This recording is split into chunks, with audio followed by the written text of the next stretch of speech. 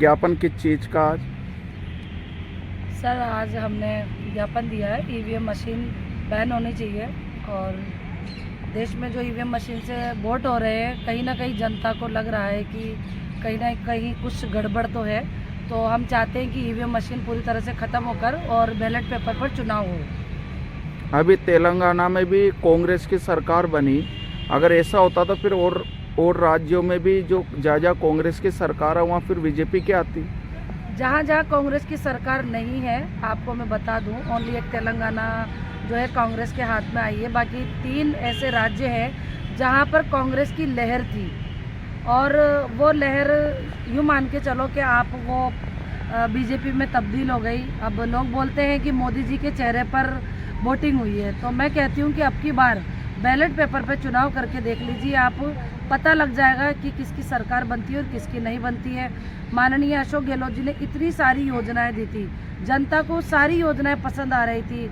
चिरंजीवी योजना थी, पालनहार योजना थी, वृद्धा पेंशन योजना थी, किट थे अन्नपूर्णा वाले और सिलेंडर वाला, बहुत सारे थे, बिजली यूनिट बिजली फ्री थी। तो ये सारी योजनाओं को जनता नकार नहीं सकती। ये इसलिए हम कहते हैं कि कहीं ना कहीं ईवीएम में गड़बड़ी हुई है और 3 राज्य एक पार्टी के हाथ में जाना बहुत बड़ी बात है। आपका नाम? मेरा नाम रेहाना अंसारी है, मैं प्रदेश सचिव हूँ। और अभी आप देखिए कि 19 लाख जो मशीनें हुई गायब, उसका आज तक पता नहीं चला। ईवीएम मशीन 2018 में 19 लाख गायब हुई। 19 लाख मशीनें कहाँ से गायब हुई? इस देश से गायब तो हुई है। आपके पास क्या पुख्ता सबूत है कि 19 लाख मशीनें गायब होगी? ऐसे तो हो नहीं सकता। इतना प्रशासन रहता, सत्ताधारी पार्टियों के कैंडिडेट वहाँ होता है, हर चीज होता है, फिर आप इस तरह से कैसे आरोप लगा रहे हो? नहीं, ये हमने न्यूज़ों में देखा है इसको कि 19 लाख जो मशीनें हैं वो गायब हुई है और उनका आज तक कोई पता नहीं है। दूसरी चीज़ आप अभी देख लीजिए कि मध्य प्रदेश के एक कुरुद क्षेत्र है, वहाँ के एक प्रत्याशी के वोट नहीं आया, खुद का एक वोट नहीं आया और उसके घर में 6 सदस्य थे, उनका भी वोट नहीं आया। आपको क्या लगता है कि एक प्रत्याशी जब वो चुनाव के लिए खड़े होंगे तो उनको खुद का अपना वोट भी नहीं मिलेगा और उनके सदस्य भी उनको वोट नहीं देंगे? ये भी हमें नहीं लगता कि ऐसा हो सकता है। दूसरी चीज़ आप ये देखिए कि दूसरे प्रत्याशी को अपने जो पूर्व प्रत्याशी रह चुके हैं उनको अपने खुद के वोट मतलब 50 वोट भी नहीं मिले, ये भी हो नहीं सकता। और दूसरी चीज़ क्या है, अभी देखिए आप दिग्विजय सिंह जी ने भी अपना ट्वीट कर बोला है कि कहीं ना कहीं कुछ तो हुआ है, जो 3 राज्य एक पार्टी ले गई। दूसरी चीज़ अखिलेश यादव जी है और मायावती जी ने भी इस पर रोष जताया है कि ऐसा नहीं हो सकता और हम तो चाहते हैं कि चुनाव दोबारा होना चाहिए, क्योंकि कहीं ना कहीं कुछ तो हुआ है। आप कैसे आरोप लगा सकते हो कुछ हुआ? कहीं वीडियोज ऐसे हैं जहां पर आपके अलावा, आपको मैं बता दूं, आपके अलावा किसी प्रत्याशी ने राजस्थान में इस तरह की बात नहीं की। जो एमएलए खड़े हुए मेन तो वो बोलना चाहिए जो हारे हुए की ही बात बता रही हूँ मैं आपको। सोशल मीडिया पर जो पत्रकार है इतने सारे, वो कई सारी चीज़ें ऐसी हैं जो निकाल कर लेकर आ रहे हैं। आज ही मैंने एक की वीडियो देखी, वो पत्रकार बोल रहे हैं कि एक बीजेपी के जो प्रत्याशी थे उन्होंने कहीं दिन पहले, मतलब 2 दिन पहले, जब ये परिणाम आ रहे थे उसके 2 दिन पहले उन्होंने ये बोला कि 93,000 तो वोट से भाजपा जीतेगी और 77,000 वोट से कांग्रेस जीतेगी और 8,000 वोट अन्य को मिलेंगे। लेकिन आप देखिए एक चमत्कार हो गया उसके अंदर। 2 दिन बाद जब परिणाम आए तो उसमें हमने यही देखा 93,552 तो भाजपा ले गई और 77,625 वोट कांग्रेस को मिले और 8,000 अन्य को मिले। तो आप देखो लमसम मतलब जो उन्होंने बोला तो वो का वही परिणाम सामने तो आया। आप ये देखिए कि सबसे पहले तो कि जो ऐसा लग रहा है या तो उनको किसी ने बोला था या उनको पहले से पता था कि ये परिणाम आने वाला है। अगर आपको ऐसा लग रहा तो आप कोर्ट जाइए। नहीं तो कोर्ट के अंदर भी 15,000 एप्लीकेशन ऐसी हैं जो कोर्ट के अंदर लगा रखी है। दिल्ली के जितने भी वकील हैं, लॉ करने वाले स्टूडेंट है, जनता है, बड़े बड़े जो नेता हैं जो सामने आ रहे हैं, इन सभी ने एप्लीकेशन लगा रखी है और उस एप्लीकेशन पे वो देख रहे हैं कि कहीं ना कहीं सुप्रीम कोर्ट उनको न्याय देगा। और हम तो चुनाव आयोग से भी यही निवेदन करते हैं कि इसकी जांच होनी चाहिए ताकि आगे से ऐसा ना हो। और हम निवेदन ये भी करते हैं कि लोकसभा के जो चुनाव है बैलेट पेपर पर हो। ये ज़रूरी हो गया। निष्पक्षता नहीं है इन चुनाव में, अभी तक नज़र नहीं आ रहा है। ट्रांसपेरेंट बनाया जाता है। बोलो। जापान देश में ईवीएम मशीन को बनाया जाता है, लेकिन आप देखिए कि जापान देश वाले भी इस मशीन का उपयोग नहीं करते हैं। वहाँ भी बैलेट पेपर से ही चुनाव होते हैं। क्यों होते हैं? क्योंकि उन्हें खुद को लगता है कि ये पारदर्शिता इस मशीन के अंदर नहीं है। इसीलिए अब आप देखिए, जिस देश में जो वस्तु बन रही है वहाँ पर उसका उपयोग नहीं कर रहे हैं, तो फिर हम उसका उपयोग यहाँ क्यों करें? तो इसलिए हम चाहते हैं कि ईवीएम पूरी तरह से बैन हो, बंद हो, और लोकसभा में जो चुनाव होने वाले हैं उस चुनाव को अब की बार बैलेट पेपर से कराया जाए। इसी में ही जनता को संतुष्टि मिलेगी, वरना जनता संतुष्ट नहीं है। आने वाले सांसद चुनाव में क्या कहना चाहेंगे आप?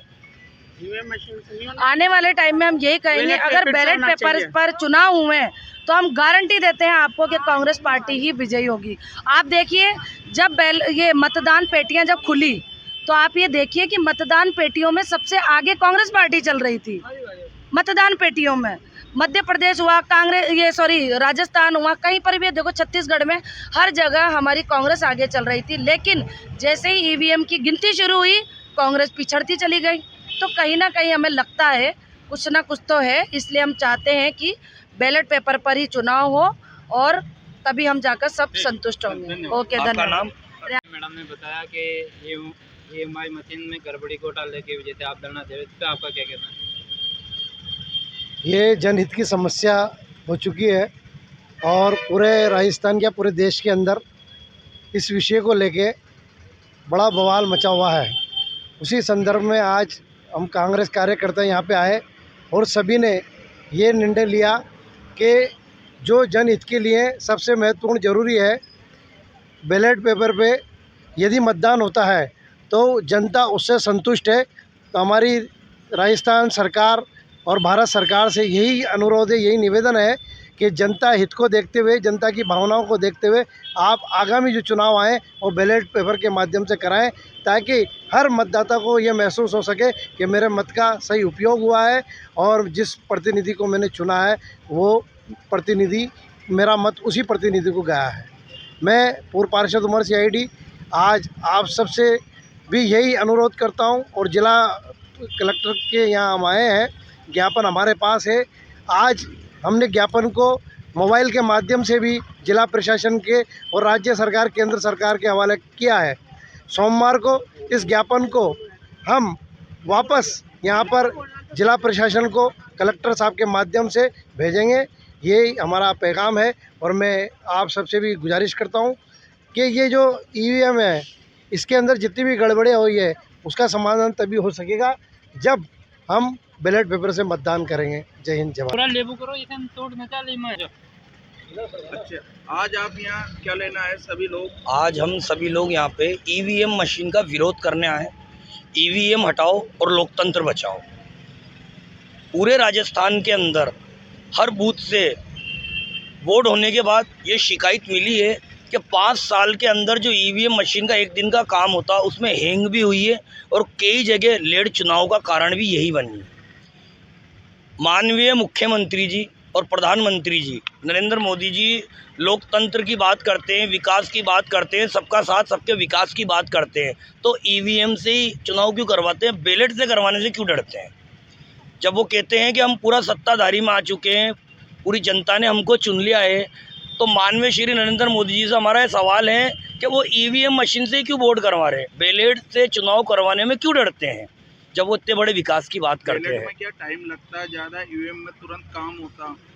ये भी एक टेक्नोलॉजी की अपन, तो बताइए आप। लेकिन जिस दिन से भी EVM से वोट डल रहे हैं, इसकी तो हमेशा शिकायत ही आई है, ना कि कभी भी किसी जनता ने इसे स्वीकार करा। ये तो प्रशासन ने खुद इनके कहने पे EVM लाई है। बैलेट से तो सालों से हो रहे हैं और जनता चुनती भी आ रही है। जब भी सरकार चलती थी और आज भी सरकार चलती है। तो EVM मशीन का हम सब विरोध करते हैं। और राज्य में 3 जगह से चुनाव में, तो एक ही राज्य से नहीं, 3 ही राज्यों ने जब EVM का नाम लिया तो कहीं तो गड़बड़ी है, स्पष्ट है इस बात की। आपका नाम? आबिद खान, जिला अध्यक्ष कांग्रेस। मोदी जी विकास की बात करते हैं तो फिर बैलेट बना ले। आज यहाँ किस लिए आए हो आप? सर, हम यहाँ पर एक ज्ञापन देने आए हैं। EVM मशीन को बैन होना चाहिए इस देश से, क्योंकि ईवीएम मशीन हमें लगता है कि पारदर्शिता उसमें नहीं है। सभी व्यक्तियों को यही लग रहा है, जनता बहुत परेशान है। अब की बार जो चुनाव हुए हैं और 3 जगह से 3 राज्य बीजेपी के हाथ में गए हैं, तो लगता है कि ईवीएम मशीन में कहीं ना कहीं कुछ तो है और जनता को चाहिए पारदर्शिता। तो जनता चाहती है कि एक बैलेट पेपर पे जो पहले चुनाव होते थे उसी पर ही वापस चुनाव होना चाहिए, ईवीएम मशीन पर नहीं होना चाहिए, क्योंकि जनता को तो चाहिए एक मतलब लगे तो सही ना उन्हें कि हमने वोट किसको दिया। अभी क्या आप ये देखिए कि जो मध्य प्रदेश में कुरुद क्षेत्र है, वहाँ पर लालचंद पटेल जी है, अपने परिवार के 6 वोट भी उनको नहीं मिले, खुद का वोट भी नहीं मिला। एक प्रत्याशी को, पूर्व प्रत्याशी है वो, उनको खुद का वोट भी नहीं मिला। दूसरी और उनके 6 वोट है जो परिवार के जो सदस्य हैं उनको भी वो भी वोट नहीं मिला। तो इससे आप क्या देखते हो, आपको क्या लगता है कि उसके परिवार का वो जितने भी सदस्य क्या उनको वोट नहीं देंगे वो? फिर राजस्थान में 70 सीटें कैसे जीती कांग्रेस ने? देखो कहीं ना कहीं हमें लगता है, लेकिन पारदर्शिता नहीं है। हम इसके बारे में ज़्यादा कुछ नहीं कहेंगे, लेकिन हमारा एक ही कहना है कि बैलेट पेपर पर ही चुनाव होने चाहिए, उसी में ही पारदर्शिता होती है। लेकिन जो ये चुनाव है ये मोदी, प्रधानमंत्री मोदी जी उनके नाम पे जीता गया। जब भी सत्ता से बाहर जाती है कांग्रेस हमेशा आरोप लगाती है कि ईवीएम में गड़बड़ी है, तो ऐसा क्यों हारने के बाद हर प्रत्याशी इस तरह का बोलता? ऐसा नहीं है, हारने के बाद इस तरह से बोला जाता है। मैं आपको बता रही हूँ ना कि जो पूर्व प्रत्याशी, पूर्व विधायक है, उसको अपने खुद के वोट नहीं मिल रहे, ईवीएम बता ही नहीं रहा है कि उसको भी वोट मिले हैं। दूसरी तरफ एक घना राम साहू जी हैं, वो भी पूर्व प्रत्याशी रहे हैं, उनको 50 वोट नहीं मिले। तो हमें तो कहीं ना कहीं लगता है, भी आप देखिए कि जो न्यायाधीश है, मतलब सुप्रीम कोर्ट है, 15,000 वहाँ पर एप्लीकेशन पहुँच चुकी है, क्योंकि लगता है जनता को कहीं ना कहीं गड़बड़ी है। इसलिए हम आपसे निवेदन करते हैं कि मैं तो कहूँगी कि कांग्रेस के जब भी बीजेपी जहाँ भी आती है वहाँ कांग्रेसी ये हमेशा आरोप लगा रहे, लेकिन इस चुनाव में देखा गया कि बीजेपी के कई दिग्गज नेता भी आ रहे हैं। अगर ऐसा होता तो फिर वो क्यों हारते? ईवीएम मशीन सेट कर लेते। ऐसा नहीं है, देखो हर जगह अगर खुद की जीत बता देंगे वो और हमारी हर जगह हार बता देंगे तो वैसे भी फाल्ट में वो लोग, तो ऐसा नहीं है। लेकिन हम तो चाहते हैं कि सिर्फ और सिर्फ पारदर्शिता की वजह से हम ये चाहते हैं कि बैलेट पेपर जनता को ये ना लगे कि हमारा वोट खराब हो रहा है।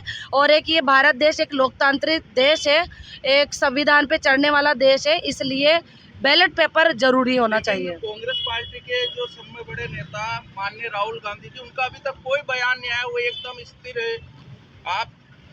आपको मैं बता देती हूँ कि मायावती जी ने भी ट्वीट कर बताया है कि अब की बार कुछ तो हुआ है, अब की बार कुछ तो हुआ है। दूसरी चीज़ कमलनाथ जी हैं, उन्होंने भी ये सारी चीज़ें देखी है, और इसके अलावा अखिलेश यादव जी भी, मैं 3 इतने बड़े बड़े दिग्गज जो नेता है एमपी के, उन्होंने इन सभी पर रोष जताया है कि ऐसा नहीं होना चाहिए था और हुआ है। तो अब की बार अगर लोकसभा के जब चुनाव होंगे तो हमें बैलेट पेपर पे भी चुनाव चाहिए। प्रदेश सचिव हूँ, मेरा नाम रेहाना अंसारी है, मैं महिला प्रदेश सचिव हूँ।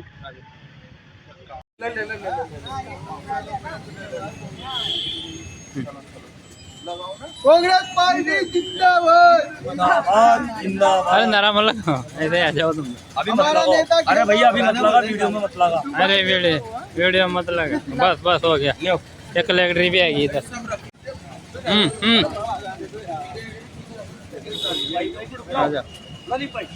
आ जाओ।